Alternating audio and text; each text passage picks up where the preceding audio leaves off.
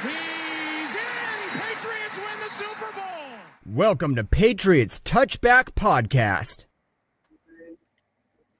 A very good evening and welcome to the latest edition of the Patriots Touchback Podcast, brought to you by the Sleep at Work Network. I'm your host this evening, Kieran, standing in for our usual two hosts, Nick and Carl. And alongside me this evening, a great group of fine gents. Firstly, DJ, Joe, welcome back as always. How are you, my friends? Good, man. Very good. Good to hear. Good to hear. I know a warm welcome to the Patriots Touchback Podcast, newest free agent edition. Chris, welcome to the show. How's it going, guys? Good to see you. How are we doing? Good. Yeah, good. Excited to get stuck in. Training camps is a good time to make an impression, right? Absolutely. This is your training camp as well. That's what you've not been told yet. Let's see if you make it 53. 6. Yeah, we were just having for the listeners and for people watching along as well. We were just having a brief discussion in the green room that our latest signing does look a little bit like Julian Edelman, so it's very apt to in terms of an addition for us. So yeah, we might end up calling you Jules from now on. We'll see how it goes. Jules. It will probably stick. To be fair, it'll probably stick. It has done for all these years. I mean, I've known Joe for a while, and he's always called me Jules. So. Yeah. All right, then. Well, we'll just get straight into it. So today's podcast is going to be all about training camp, but obviously there's going to be a couple of pieces of news as well, and we'll just lead off with this news. And first and foremost, I'm sure every Patriots fan was grimacing when they saw the news about Christian Gonzalez leaving practice a couple of days ago. But thankfully, it's considered day-to-day. It doesn't sound anything serious. It sounds like maybe a tweak of the hamstring. And I'm sure that'll be carefully managed now, guys. But were your hearts in your mouths at one point the other day? I mean, I think you've seen it. As soon as I seen it break, and I put it straight into the group, and I just thought, here we go again. To be honest, if I'm able, I think all of your starters like that, you don't even need to risk them in preseason. They haven't come off an injury or anything. For me, I think it's just rest them up. Let's get them ready for week 1. Preseason isn't important for them at the moment. I think it's more they don't want to abbreviate it. Exactly that. Hamstrings can reoccur quite often, and even to months into thing as well. So I think as long as he's getting the right rehab on it and they're looking after it, then he should be okay. But like you say, you just don't want to push him in any I wouldn't play him in any preseason games if he was going to come on for some light snaps here and there. But like I say, one or two plays and then bye. I wouldn't even try and push him. It's not like he's got to prove himself, is it? Exactly. He's already done all of that. We know that he's a starter already. So I think it's sort of wrap him in bubble wrap now, isn't it? And wait for the season. Yeah. I guess the same goes for Carlton Davis. I know he's new to the team and he hasn't practiced much, but he's coming from a system that he's very familiar with in Detroit, having played with Terrell Williams or under Terrell Williams there. So I think there'll be similarities. I'm not too concerned about these two missing time during preseason. It obviously presents an opportunity for guys like Alex Austin and Marcellus Dyer, Isaiah Bolden, and other people on the depth chart to earn their place on the roster. So yeah, I don't think there's any point in us risking Gonzo. He should be okay for week 1 from what we're hearing. So just keeping careful with him. Ultimately we don't want him to aggravate it and miss time during the season. So I think that's important that he's rested. Another player. We've had our first casualty on injured reserve this year. And after last week of discussing about Brock Lampy being the making the 53-man roster, the undrafted free agent fullback from Northern Illinois, I had him on my 53-man roster projection. Looked like he was going to be the fullback this year. He's now been placed on injured reserve. And I believe that means that his season is done. I think it is. Yeah, I think if it's a training camp injury like that, I'm pretty sure that he goes down on the season-ending IR as opposed to. I don't know if you can elevate them after I don't think you can, mate. I'm pretty sure that that's him done for the year now. Which is a shame. I think I agree. I think I was really looking forward to seeing the return of the fullback this year in the Patriots offense. I think he would have had a big part to play. So I think it's very much going to be now next man up. I've seen we've signed someone today as well, haven't we, to take his place on the 90th training camp. So yeah, I had a funny feeling we was going to go into that. Might sign linebacker RJ Morton. Yeah. Mark Daniels has confirmed that the season over for Brock Lampy. So I guess now, like we spoke last week about potential tight ends making the roster, and I had CJ Dipree, the undrafted tight end from Alabama, making my 53. I wonder now, because Dipree can do a little bit of everything, whether he might be viewed as like an H-back option as a potential fullback, and then you might see one of the other tight ends make the roster as well. Do we carry forward? Yeah. I mean, I see CJ Dipree definitely playing the Martellus Bennett kind of role, where he can line up as a, like you say, as a H-back and hit the gaps to create the space. So I think, for me, I think he's got to be a certainty for the roster now. I think it's in his hands. And like I said, I think that leaves the door open for someone like, say, perhaps Jack Westover, maybe Jaheim Bell. They're all both there as well from the tight ends. So I don't know. I mean, I think the first preseason game next week is going to tell us a lot of how I think the roster's going to line up at. I think I can see Vrabes wanting to go with a strongish team, whilst getting people in. But I think you'll see not as many of the starters, but I think you'll see a lot of guys who are going to be on the roster starting next week. Yeah, I would think so. How much they play will be obviously a big talking point. Yeah. Okay, so moving on to our final piece of news before we get into the camp discussion then. And obviously there was a big name player released this week, not by us, but we have been heavily linked to said player. Christian Wilkins, obviously, a very productive player in the NFL for the Miami Dolphins before his big money move to the Raiders last year. Supposedly, we tried to sign him last year, but it didn't quite happen. He went to the Raiders, but he's only lasted one season. Now, there's a lot of talk about injury, potential foot injury as well, but also this very strange situation that he seemed to have kissed a teammate on the head, who then took it very, very poorly, which led to an altercation and then subsequently to a release, which is a very odd situation. But I think it was a bit pathetic, and if that's the actual truth, I mean, it's just a bit of banter, like unless someone's really taken it the wrong way. Well, but yeah, we've been heavily linked with this player, and I don't know if we'll make a. It depends on Barmore, I think, as well.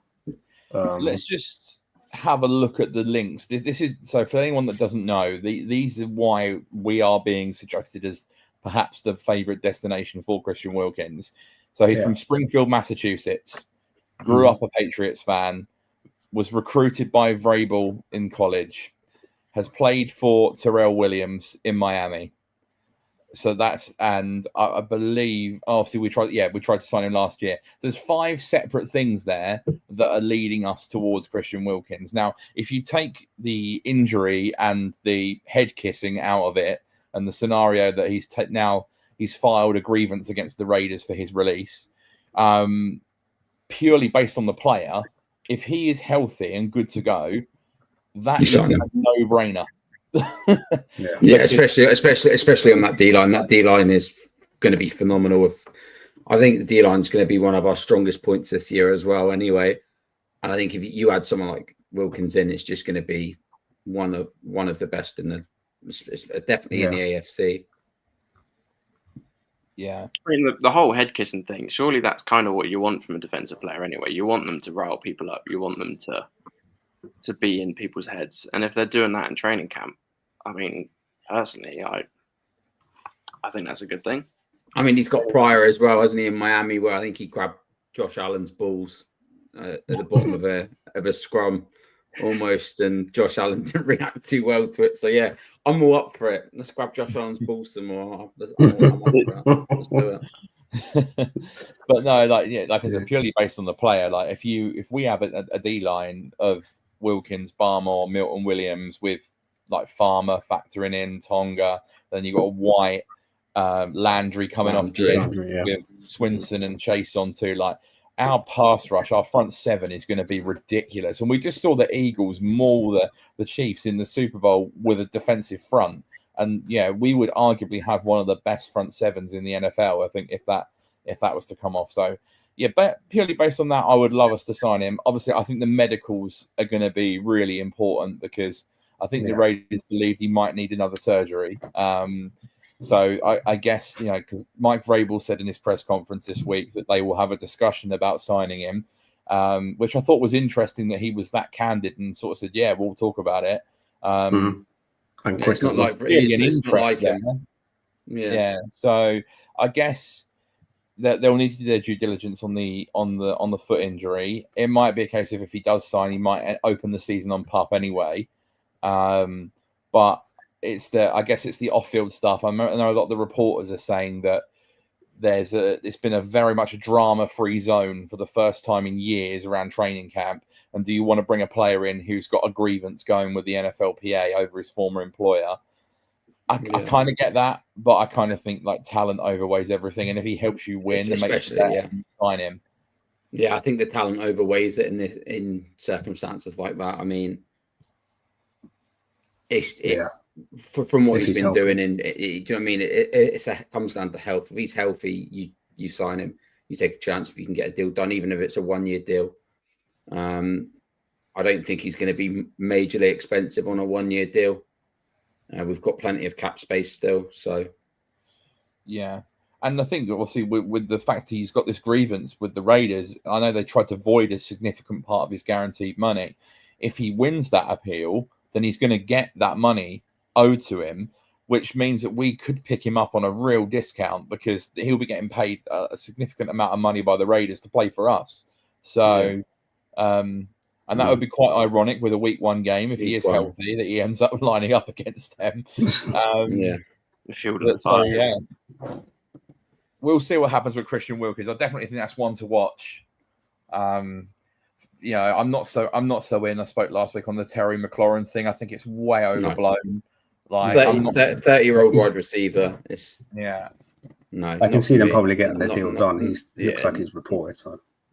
I'd rather have Wilkins. I think he'd make more of an impact. Yeah, I think if the story's going around about McLaurin are true and what he's looking for is top level money, and I think he is a great wide receiver. But again, he's 30 years old. You're not going to give him a three-year deal on fully guaranteed. I said from the get-go, you bring in someone like Amari Cooper. Yeah, cheaper. He's 30. I mean, still Amari Cooper definitely on a 1-year deal. I don't know if Gabe Davis is still. So I'm a huge Gabe Davis fan. Loved him coming out of UCF, obviously. Big up the Knights, and obviously in Buffalo as well. I know. I don't know. I know he was working out for the Giants, but I'm not sure if he actually signed with them or not. Yeah. Yeah, no, I'm not sure if he has or not. I thought it was Titans for some reason, but I might be wrong. Yeah, Gabe Davis is one of them strange players that kind of expected him to take the leap at Buffalo after a couple of years, and he was being drafted insanely high in fantasy football, but then never really kicked on and ended up bouncing about a couple of teams. But yeah, he's clearly got some kind of ability, but I'm not sure. Bills, Jags, but he's not. Yeah, he's a free agent. He's still a free agent. Yeah, they released him in May, didn't they? 26 years old, still young, you know. Yeah, I think it was an injury release as well. I think he really struggled last year. It was his first year in Jacksonville, and I think he was on a 3-year deal there as well. So I think they've released him early, but I think there was some concerns with injury concerns. But I guess Gabe Davis is quite similar stylistically to Matt Hollins, Yeah. So I don't know whether you would. I know obviously Buffalo had both. Probably. Oh, did they have both at one time? I'm not sure if they did. Yeah, both at the same time. But yeah, so I guess if you sign Davis, and might be that Hollins isn't going to stick around, which would be a bit strange considering he got the guaranteed money and the deal. But we'll see. I'm not like at the stage at the moment where I'm clamoring for a receiver. If we get a few games into the season, it's a problem. Then yeah, absolutely. But I wouldn't pull the trigger now. With what we've got, we've added a couple, already. So we'll just see how we get on. A couple undrafted as well. I was watching. Made a note of his name. What was it? Efton Chisholm. Yeah. About him. It's exciting watching some of his film today.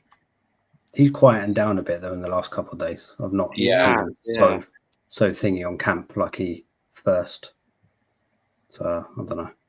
Yeah. So maybe pads are on now. Yeah.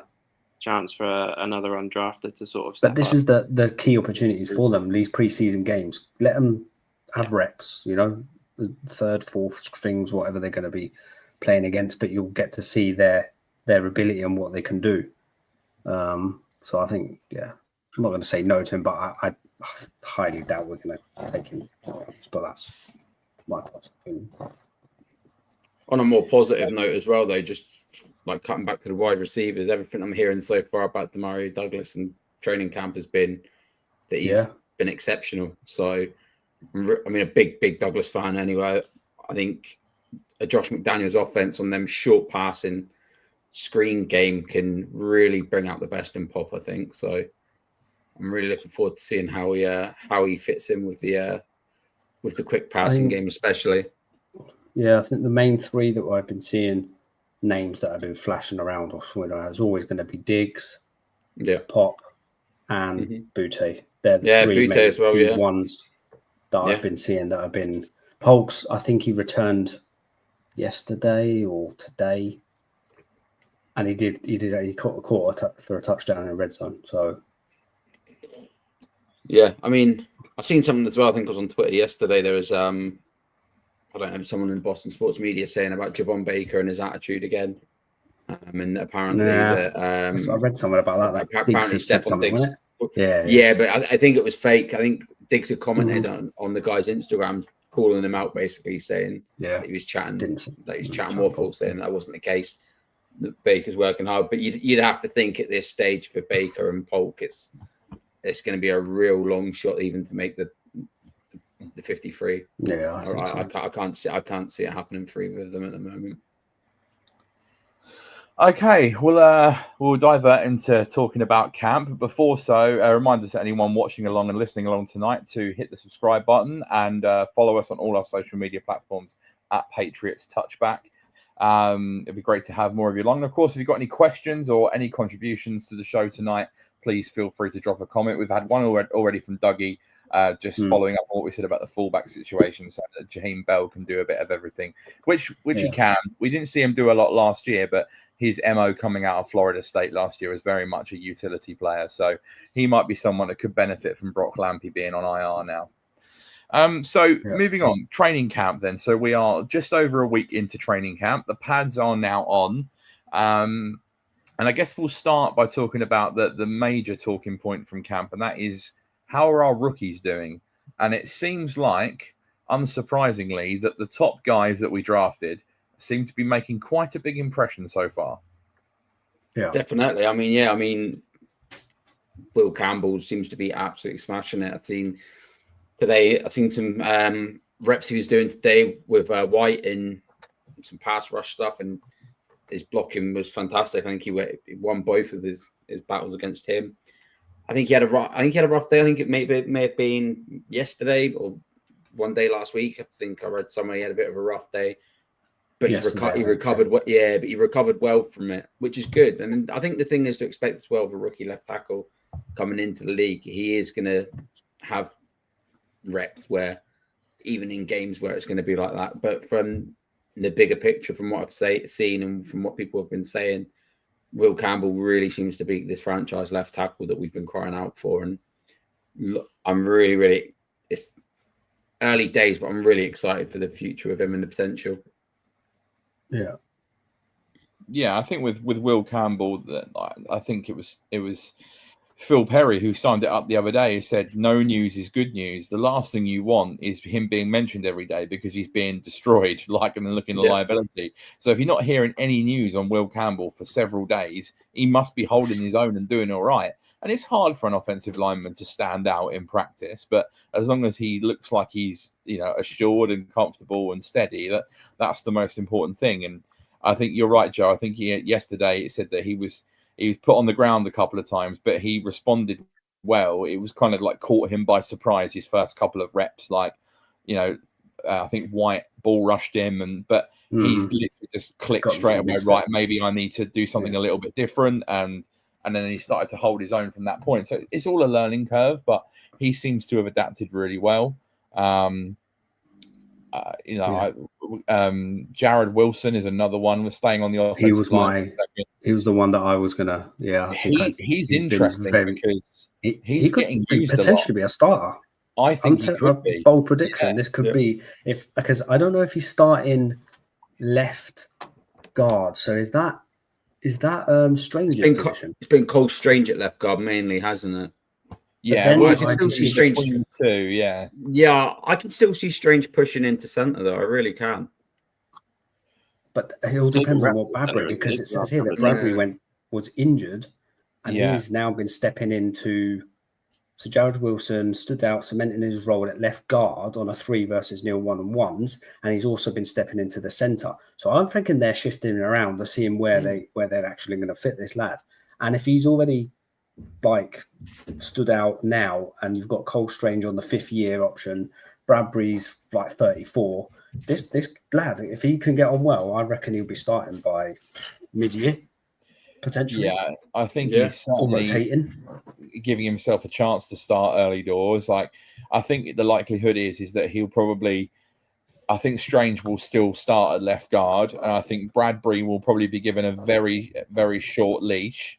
I don't think he's as old as you suggested, DJ, but I think he has certainly got an injury, and I think the one thing we're hearing about Bradbury is he looks quite slight and small compared to the rest of our enormous offensive line. So like maybe Wilson is a better fit, but certainly Wilson holding up in the one-on-ones, like both at guard and center, doing really well in pass protection. We know he's athletic, like he's giving himself a chance. We know he's the future, but could he be starting week 1 at this rate? I think that's certainly got certainly a possibility, which I guess a couple of weeks ago we would have said, no, this is going to be a red shirt year for him unless there's an injury. But I think that might be changing. What was he, a 4th round pick or 3rd? 3rd. Another player who, unsurprisingly, is catching the eye in training camp is my boy Travion Henderson. From everything you see, it's just like he's like a mosquito flying around. They just cannot get hold of him. He's making guys miss. He's explosive. He's ripping off runs. It's not surprising really, because you just have to watch the tape at Ohio State and know that this guy is a juiced up playmaker with the ball in his hands. And I do not envy Tony Dews and Josh McDaniels and Mike Vrabel making the decision on carries going into the season, because we've got 3 very good running backs. I don't know how they're quite going to split that rotation, but Henderson's just going to be too good to leave off the field, I think. Right. Yeah, I mean, I think Stevenson's going to be. I think Stevenson's going to be your workhorse. I think definitely the biggest thing for Stevenson this season is sorting them fumbling issues out. He's got to sort that out, and I think it'll be a case that if he doesn't sort them out, he won't see the field. I don't think Vrabel's going to be or McDaniels especially. I don't think either of them are going to be afraid to make the big decisions there if the fumbles continue from Stevenson as they did last year. He's not going to. They just won't give him the ball. I mean, just the duo effect of Stevenson and Henderson. You could, like you say, just divide the reps between them, and even get Gibson as well. I think Gibson's got a big role to play this year as well. Yeah, definitely think Gibson's got a big role to play. Depending on the type of offense you're playing, I think that's the best player they can fit in at that moment in time. It's just not going to be Stevenson all the time. Your core first HB, whereas you've got Henderson just reminds me so much of like your Shane Vereen, James White kind of type of player. Like they are very just much like pass even back players as well. even faster though. Like it's just his speed is just. He's got home run speed. Every time he's got the ball, he's got the potential to score when he finds a gap. And it seems like he's always open in the passing game from what we've seen in training camp. Like Drake May is finding him consistently on wheel routes and check downs and screens and stuff like that. Like genuine, and like you said, Joe, like you get the ball in his hands, he could rip off a big touchdown run at any point, and that is something that we have not had for a long time. So I'm excited to see what Travion Henderson can do going into the season. Did you guys see the video of him basically sending Duggar to a different state the other day? I did. I did. Oh God, that was such a fresh cut. That was unbelievable. I can't remember the last running back we've had that can move like that. No, I mean, even trying to think who it would be. Dion Lewis, maybe. Dion Lewis, perhaps Dion Lewis. Yeah, he was Swifty money. Very, very good. On Kyle Williams, then, like I think Kyle Williams has certainly had moments so far. We know he's shifty. He's been working very hard. I think Stephon Diggs is very much taking him under his wing. He looks like he's had a few moments, but maybe not as far as advanced and involved as the others. But I certainly think he's got a chance to be an early contributor. What are we making of Kyle Williams so far? I mean, there's definitely a step up between Diggs, Boutte, because of his second year, and Pop, and then you've got that drop of then having Williams. So, like I say, it's his first year. I wouldn't be expecting to rush him into a prime role anyway. But yeah, this is. I think I'm looking forward to seeing Williams. I think Williams. I've got a lot more hope for Williams this year than what I did have for Polk last year. I think I said at the time. Just after I joined, I thought Polk was a real reach how high he was drafted. Obviously, it hasn't worked out at all with him. But I think Kyle Williams, going back looking at his college tape as well. I'm a big Kyle Williams fan. I think he's everything you want in a modern day wide receiver. I think being on that roster with someone like Diggs is going to be real beneficial for him just to learn from. And I think I'm excited to see him go. I think we're going to be pleasantly surprised at how much he plays over the year. I think there are going to be times where he's going to be out there and he's going to be. I think. I don't want to push the lads like we did with Polk. No. Then goes into some mental state and like Polk's. I know he had his injury issues, but I'm pretty sure Polk also had Jacoby Brissett who couldn't throw further than 10 yards to him. So yeah, true. Well, Polk came back sticking with the receivers. Yeah. Sticking with the receivers, then, I mean, there are early signs that perhaps as DJ has mentioned, that we have our early front runners for our starting three. So as it stands, it is Stephon Diggs, unsurprisingly, Pop Douglas in the slot, and Kayshon Boutte playing the X role. Now, this podcast may as well be the Kayshon Boutte fan club because we talk about him quite a lot. Yep.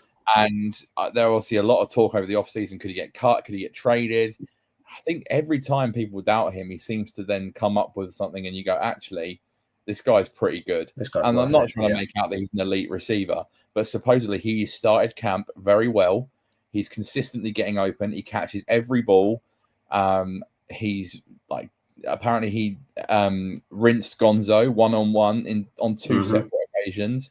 He's catching touchdowns. And in his interview with the press yesterday, he said he's been working on trying to be more physical because that's his MO. He's like, I'm not the fastest guy. I'm not the slickest guy, but I know that I can be physical at the catch point.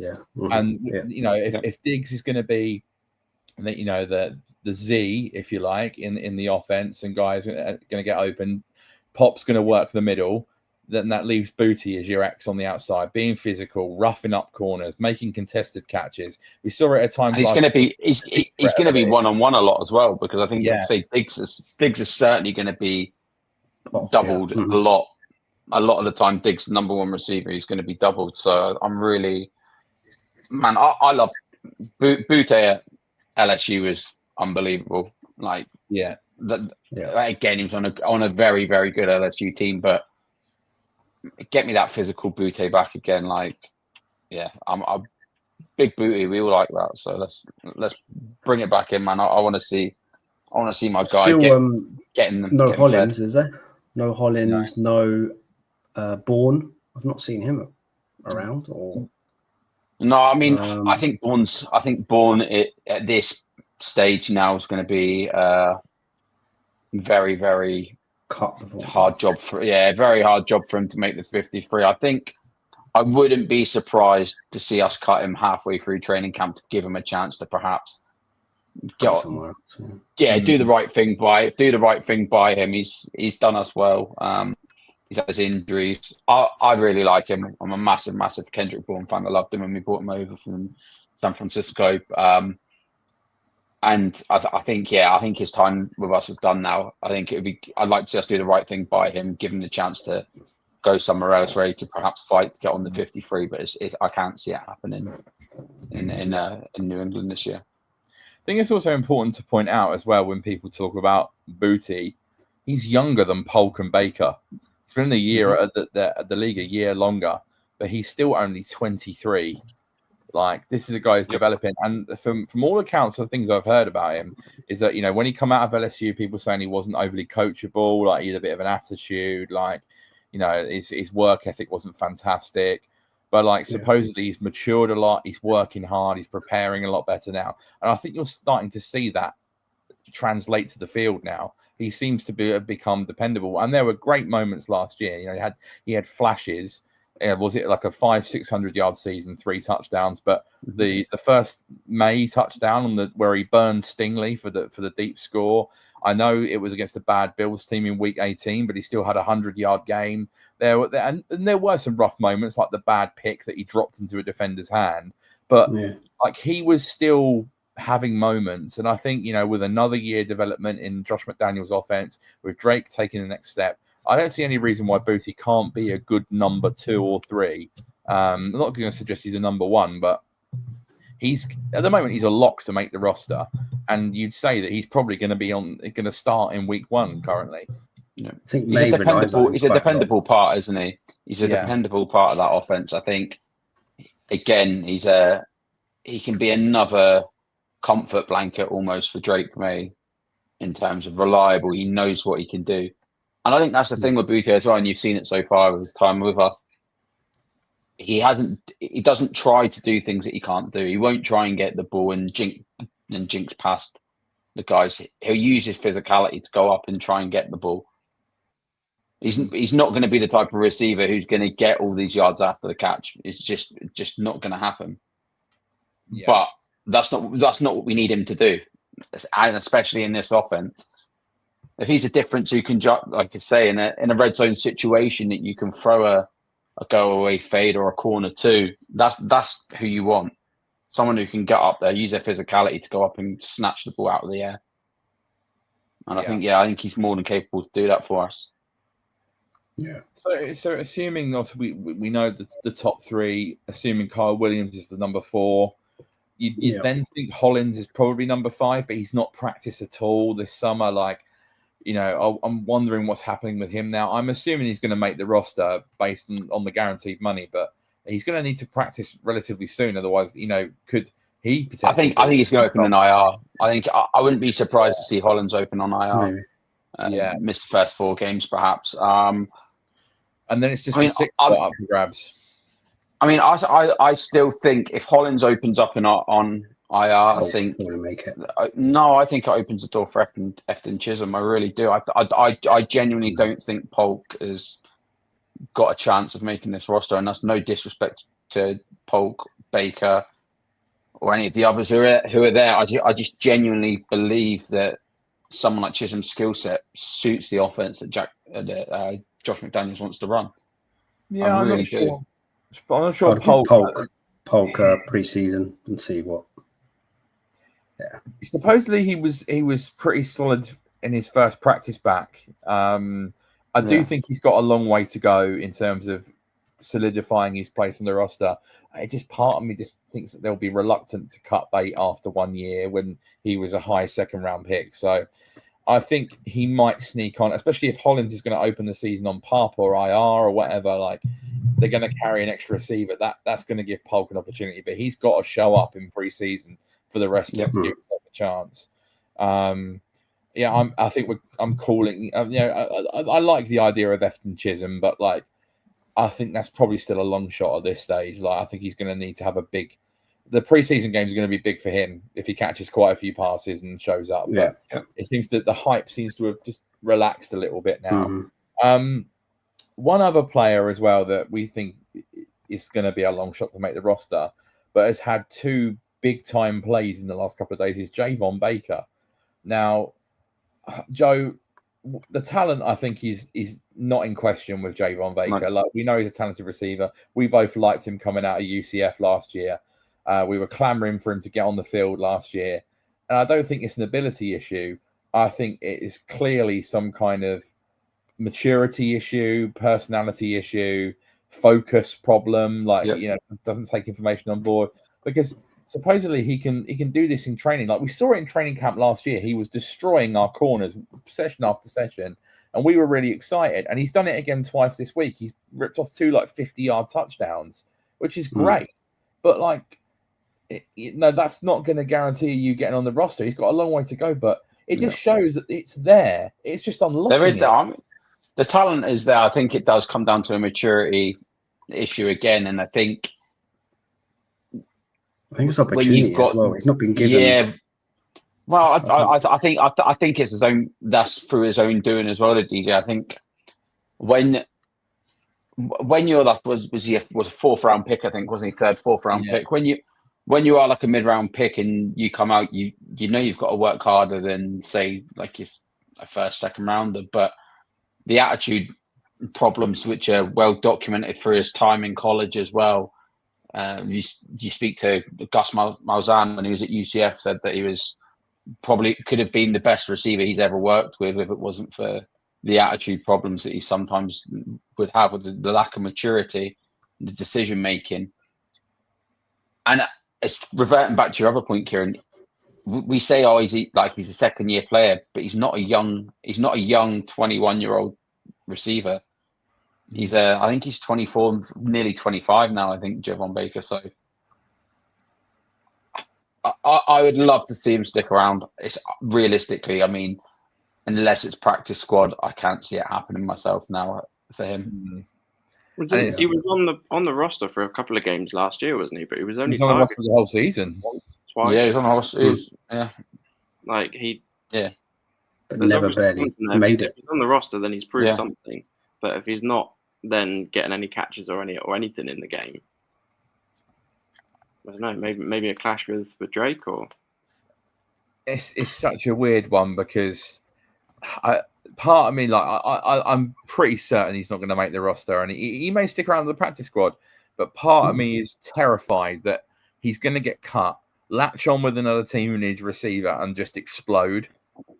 And we'll be sat here going, "Oh, for Christ's sake!" We had that player. I mean, the one place I could see him going, and it would just be typical of our luck the last couple of years, where he would catch on and play well and end up playing against us twice a year and scoring probably 4 touchdowns, would be someone like the Dolphins.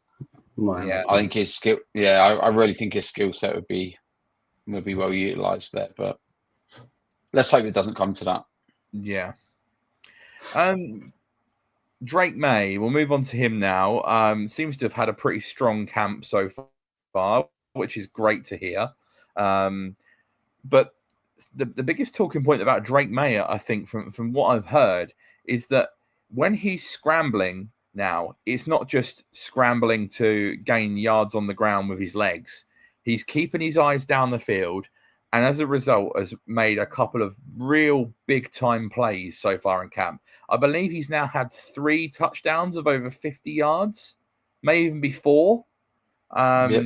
And they're crediting it's something that he mentioned in a press conference that last year it was just about trying to gain a few yards. He wasn't keeping his eyes down the field. But now, if he can break the pocket and run out and use his arm strength to launch it down the field to an open receiver who's separated because take off is not there. That's going to be such a weapon because we know May's got a cannon of an arm. So fair play. He's obviously learning and developing on that, but yeah, that seems to be exciting. That he although Josh McDaniel's offense is very much about the short and intermediate game, that Drake has the ability to break the pocket and launch one down the field, and he now feels like confident to do it. So, that's exciting. I saw one video of Pop. I mean, when he scrambled for outside and launched it. I think what excited me is seeing someone like Pete Schrager come out, and this is obviously, I've just pulled it back up yesterday on the Pat McAfee show and coming out and saying it's early doors so far, but he's heard that Drake May's been absolutely wonderful. And Schrager as well saying, I'm telling you, the juice out of Patriots camp right now is very real. So that coming from insiders who have been there and seen it throughout the league itself, to come out and say that is positive for me. Yeah. I'm really, really excited to see the progress that Drake May's made. Like, we've seen it in flashes last year quite a lot. It gave us a lot to be excited about in a very poor season. And he, overall... I think the main thing as well, I think this new, whatever Josh is doing, playbook-wise, it seems to fit what May... I don't know if this maybe reverted back to what he used to do in North Carolina. I don't know, but whatever he's doing, it seems to... Josh, I mean, that's the thing with McDaniels. If you look at all McDaniels' offenses over his time in New England, he plays to the strength of the quarterbacks. Quarterback, yeah. He obviously, Brady's a separate goat for goat reasons, but look at Cam Newton when Cam came in for his season. He played to Cam's strengths. When Mac Jones came in, played to Mac's, I would say, strengths. He didn't have many, but his first year, you look at his rookie season. Yeah. You look at his rookie season. Again, it was his only year with Josh McDaniels. He had a great year, and he was in the running at one point to be Offensive Rookie of the Year. Yeah. So, yeah, it's I'm really excited to see Drake come in an offense that's tailor made for him, with a talented receivers around him. But the most important thing as well for me is, like you say, it comes back to that O-line. I think we've got and we don't even need to have a top 5, top 10 O-line. We just need an O-line that's dependable, that can keep Drake on his feet, which means he doesn't have to scramble every single play like he seemed to have to do last year. That'll make such a huge difference. And I think we'll see Drake May come on leaps and bounds this year. And I'm calling it here. Drake May, Offensive Player of the Year. Boom. I'm calling that. He could make a Pro Bowl if all goes well. Yeah, so aim for the stars and land on the moon. That's what I'm saying. Offensive Player of the Year. This goes back to what I was saying in the green room as well. Like, Raiders week 1 at home, just lost Christian Wilkins, and I know they've got Max Crosby. But if you look at their defensive personnel, it's gash. It could be up there with one of the worst defenses in the league next year. And if we're cooking and there's a good vibe in Gillette in week 1, I don't see why we can't put nearly 30 points on that D next year. Like, genuinely, I think we could light them up in week 1. I know they've got some good players on offense, but the only thing I would say, the one thing I would say about the Raiders is to give them credit. Pete Carroll is a very, very good defensive head coach. Yeah. And I think he will try to run a scheme that is designed very similar to what Bill would have done with a first and second year quarterback to confuse them. I think there'll be a lot of hidden coverages to try and bait Drake into making the throws. And I certainly think we've got the ability there to go out there and absolutely smack them. And I'm looking forward to it. I'm really looking forward to the season starting now. Yeah.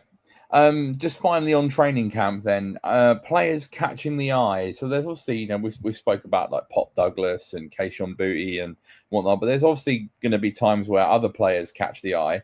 I will hand over to you guys in a second for names that you guys have heard and people you want to bring up. But I want to bring up one name that I've heard 2 or 3 times in the last few days, and that is cornerback DJ James, who was a 6th round pick out of Auburn last year by the Seattle Seahawks. He was on our practice squad last season.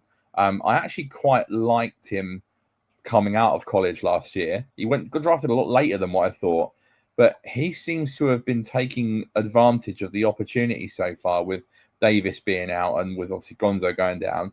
He's had an interception. He's had multiple pass breakups. He's been really sticky in coverage.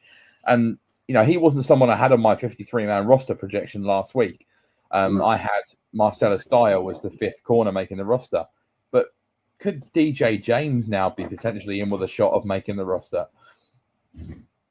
I mean, I certainly think he's going to be up there from what I've been hearing in camp, especially with Gonzo being down and obviously Carlton Davis not being there as well. I think it's given these players who have been on, like you say, the roster bubble a real good opportunity within training camp to line up against the number ones on the offensive side of the ball. And from everything that I've heard, DJ James, like you say, has really stood out. So I think he's definitely got an opportunity. I mean, it depends. Who are you thinking that he's going to be in there for? Is it going to be who misses out, Alex Austin or Kobe Minor? I think that's the only. I think Austin. Or do you carry him as well? I think that fifth spot's up for grabs between Dial, Bolden, Minor, James. Yeah, I had Dial on it last week, but if DJ James is performing well, then he's got to be someone you've got to look at keeping. Yeah. I mean, go on, Joe. I think the one for me that I'm really looking, again, I've heard some good things from coming out of camp so far. I don't know if it's going to be too much of a push, but if not, I think he could definitely be a potential to be on the practice squad at the very minimum. Is Cam Riley, linebacker. I really like Cam Riley. I think he's can be a big player for us going forward, and I really think he's got an opportunity to perhaps even get into that group. I mean, the linebackers at the moment, I'm just looking here.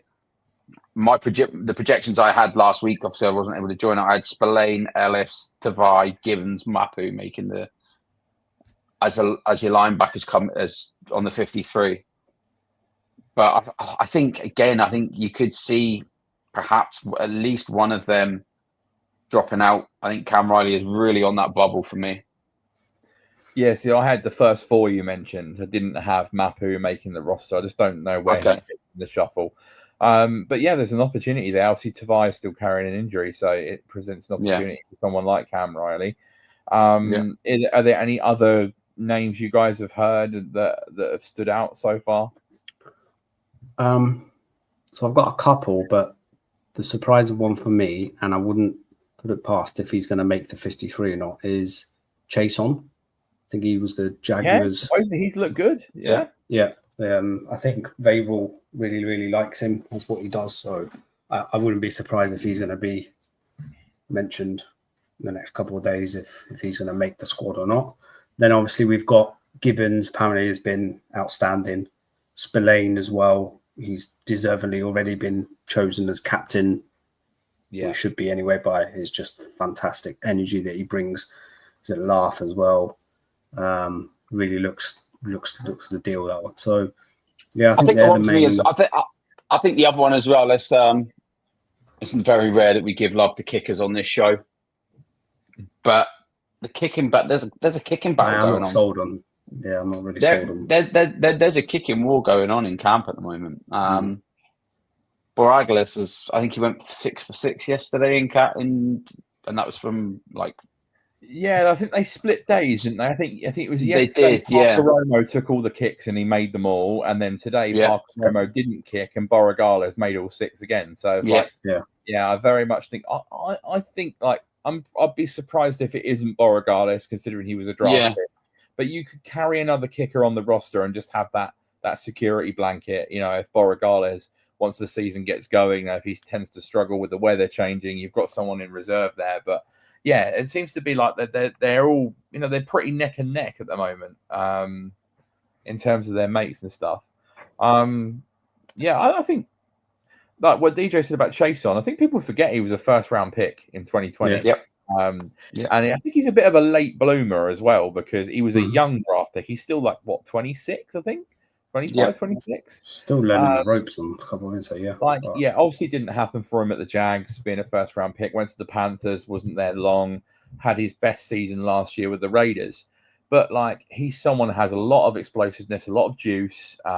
He's probably going to be like a typical third down pass rusher. And he's supposedly looked good in camp, as DJ said. So, he could be someone who could be a real sneaky under the radar contributor this year. I'm looking forward to seeing what he can do. I was a fan of the signing when it happens, because we haven't really had anyone like that since Uche's half good season a couple of years ago. I think I agree. Sorry, go on, Joe. Yeah, just picking up on Dougie's comment there about Pop as well, thinking that he'll make the Pro Bowl. I think that's a good shout, Dougie. I really think this offense will bring out the best in him, especially, like you say, I don't know if we were talking about at the beginning of the show or in the green room, like especially in the quick passing game that Josh McDaniels likes to run, especially the screens. I think the speed of someone like Pop could really make a massive, massive difference.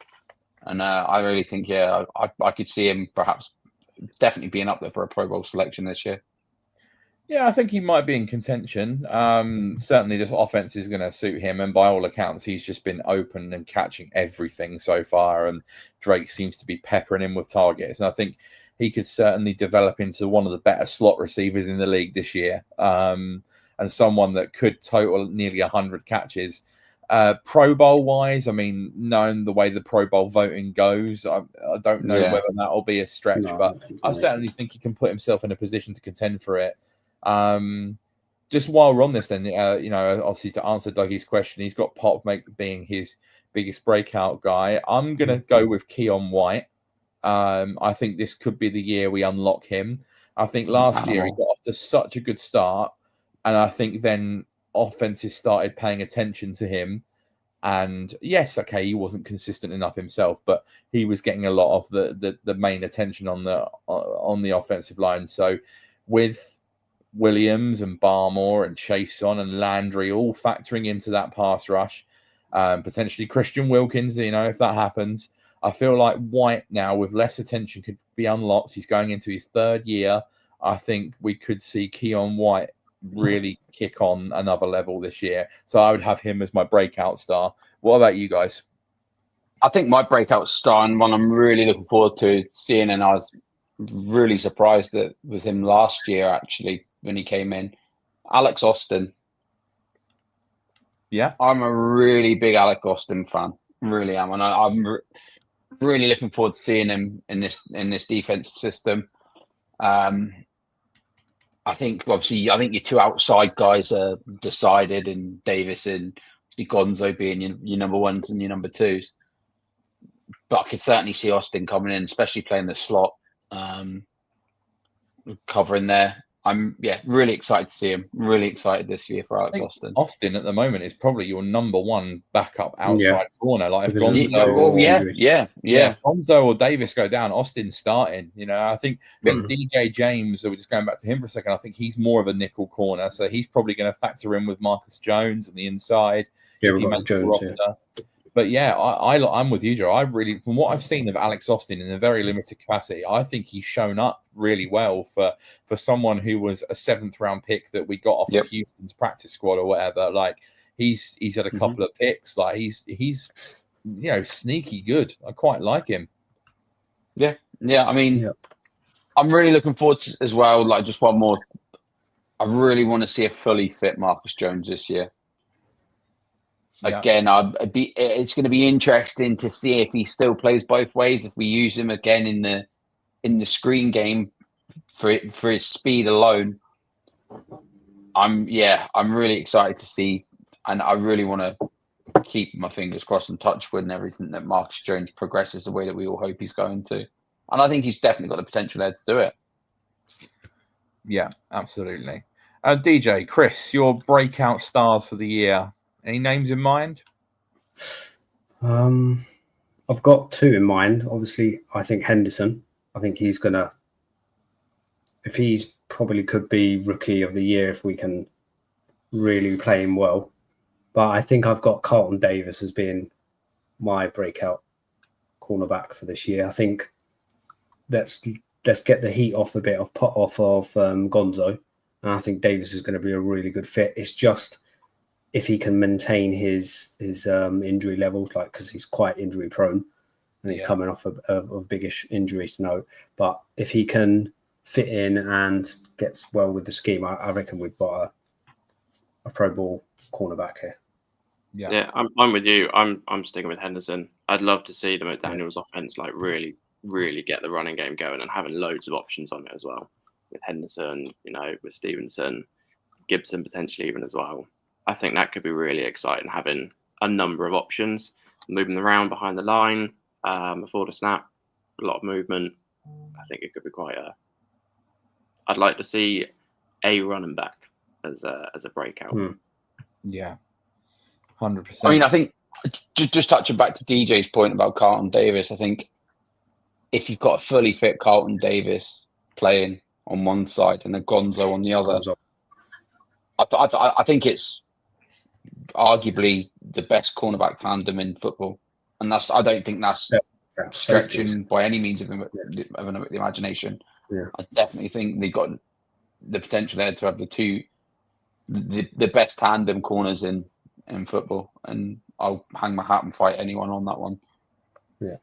Yeah, I definitely think it would be right up there in the mix for the best cornerback tandem. 100%. I think our secondary as a whole is reasonably strong. Defensively, we should be, pretty good. We can push top 10. Nick was trying to sort of, suggest that a couple of weeks ago. I think that's certainly in the realms. If we can have a top 10 defense, top half of the league offense, we can contend for the playoffs. Like I said, I think Vegas have slightly increased our win line now from 7.5 to 8.5. So I think 9-10 wins is 100% within the realms of possibility with the schedule we've got. I think obviously you never know what injuries you're going to get, but we can be right up there, and that should be enough to at least flirt with the playoffs. We might get in it. I think this year for the playoffs, the AFC is so strong. I think you're going to need a minimum, of 10 wins to be in contention for the wild cards. I'd certainly think we're capable of that, looking at the roster and looking at everything so far. But we also need to remember that we're coming off 2 seasons of absolute dog shit. And I know it's a whole new systems that are coming in. There's not a lot of players left over from them eras. But I think before we jump, and again, I'm looking at the fixtures as well for this year and the games. I think there's definitely a potential where I can see us winning 10 games. But I think a lot of them are going to be close games, and it's going to come down to how it ends up there. Have we got the ability and the mental capacity to see through these one-score games, the ones that we've lost in the past by 3 points? Can we flip that around now? And I think that's going to be the huge thing this year. I think in terms of our actual division, the AFC East, I think the Bills for me. Yeah, I think as much as I hate them, I think the Bills are still going to be the ones to beat in the division. I think the Dolphins are going to take another step back, and the Jets are the Jets, so I'm not concerned about them at all. But I think it's how we progress this year. As long as we start walking before we run, I'm happy with walking for this season. Yeah, I think it's just about curbing the expectations. Brand new season for Vrabel, brand new playbook for McDaniels. If we can start to play well and be consistent and not just roll over on same old Pats like the last 2 years, I'm happy with that, even if we get 6 wins. But as long as it shows an 8 and 9, 9 and 8 season for me is I think for me an 8 and 9 or a 9 and 8 season marks. If we only win one game for this year, that will be yeah. I mean, an 8 and 9 or a 9 and 8 season for me is progression. I think we're more than capable of doing that with this roster and with the coaching staff and with the games we've got this year. Okay, and just before we finish up for the evening, not this week, of course. It's the first week of padded practice, but next week is the joint practices with the Washington Commanders. As we get closer to that first preseason game against them, I think this could be quite interesting because a lot of people are trying to comp us to Washington, considering like they went from being an absolute train wreck to, being very competitive and going far in the playoffs last year. Everyone's saying, all being well, we'll do the same thing. So to see where we measure up to them will be interesting. Equally, I'm a little bit lower on them this year than the consensus. I think they might just step back a little bit. I think they overachieved last year. So it'd be interesting to see how we hold up in them practices. You can't take much out of the preseason game, of course, but just to see, in those 1v1s matchups next week, how we look and whether we stuck up well against what is projected to be a playoff team. I think I agree with everything you said, Kieran. I'm not as high on the Commanders this year, I think, as a lot of the media seem to be. I think it's going to be a really good week for us next week, and we're going to learn a lot about the team in the practices more than the actual preseason game itself, about where we are. I think it's I'm looking forward to it. I'm looking forward to seeing it. I'm just about to go on 2 weeks paternity as well, so I'm looking forward to just sitting there and watching training camp, trying to dial in and catch up and see what I can see. Yeah, I'm more interested in seeing what the rookies do versus these team versus team on practice and stuff like that. It gets their first taste of having a different opponent in front of you, not having to have your defensive side or offensive side in front of you. So again, I think from a physicality perspective as well. From a physicality perspective as well. When do you know what I mean? I think anyone who's played the game at any form of level knows that. Anyone who's played the game at any type of level, in practice you don't go full speed 100% with your teammates. Whereas in these joint practices with other teams, again, this is just going back to Brit ball level. But Chris and I have both played the sport and played against. We've had joint practice against other teams, and you do want to. You do want to hit them harder. You treat it you treat every rep as a game day rep as opposed to a training rep when you're in that situation. So that'll be interesting to see. It elevates, doesn't it? During practice, you're trying to prove yourself. You're trying to obviously everyone's trying to prove themselves. But as soon as you put a different shirt in front of you, there's another level of prove yourself because it's no longer just behind closed doors. You're now out in the open, and it really does. Personally, for me, what I'd want to see is a lot more aggression than what we did last year against. Was it Eagles joint practice last year? I thought it was quite flat. This year, I want to see. I want to see a training camp brawl. I'm not going to lie. I love a training camp brawl. I was usually the gobby one who'd start it and walk away when we used to play. But I really want to see I want to see Stephon Diggs getting in someone's face, MFing them out, and I want to see that swag that Stephon Diggs has got. I want to see our running backs absolutely running and stomping a fucking hole in their linebackers when they try to come up to meet them. I want to see our receivers absolutely bully the cornerbacks and throw them out the pitch when we're practicing and running plays. I really want to see the aggression from this team. And if it ends in a brawl, so be it. I'm looking forward to it. I think the way that Vrabel's built this team is a hard blue.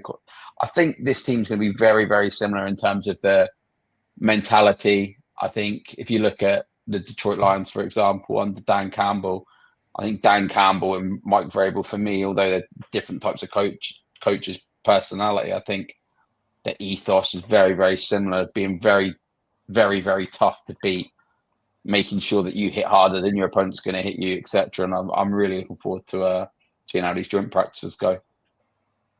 I get the joint practice situation, like brings a bit more of element to the game, a bit more fun, energy, blah blah. But there's also a risk factor in this as well, which is a bit what I want to be precaution about. Is like you're going to get players rolled up in the pocket, they'll get fucking ankles get treaded on, and etc. etc. So it's a bit more of a risky situation to be in when you've got these joint practices. And yeah, I think things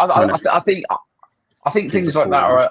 I think things like that are a lot more controlled than what they probably were a few years ago. I think it is controlled a lot more now. But it's going to be. I'm just looking forward to hearing that smashing of pads together. Like, I'm probably going to, like, say, I've just said I'm about to go on paternity leave. My wife's going in on Friday, so I'm going to stay up Thursday night anyway and just watch this Hall of Fame game. So I just want to hear. I just want to hear the smashing of some helmets together. I want to see some. Yeah, rookies. I need to see some. I need to feel that. I need that juice back. We're nearly there, boys. We're nearly there. Nearly there. Yeah, I'll be padding up at this rate. You'll be padding up at this rate by the sound. Oh man, that's what I say. Yeah, my lid and that is it's only in the cupboard there. And you'll see me on the next one. I'll be fully lidded up, ready.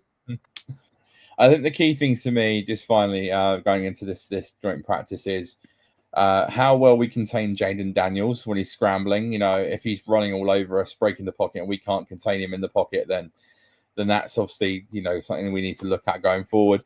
But I think even bigger is I think their O-line should be reasonably good this year. Like, you know, with Laramie Tunsil coming in, they got Tyler Biodish. Sam Cosme's a very good guard. They drafted Josh Connolly in the first round. How well our front seven, after all the praise we've been giving them, look against that offensive line. Because if they seem to have a lot of joy against a good offensive line, that bodes well for the season to come. Yeah. Completely agree. Okay then, boys. Any final business before we get on out of here for the evening? No. None for me tonight. No. Hopefully we'll get in an episode next.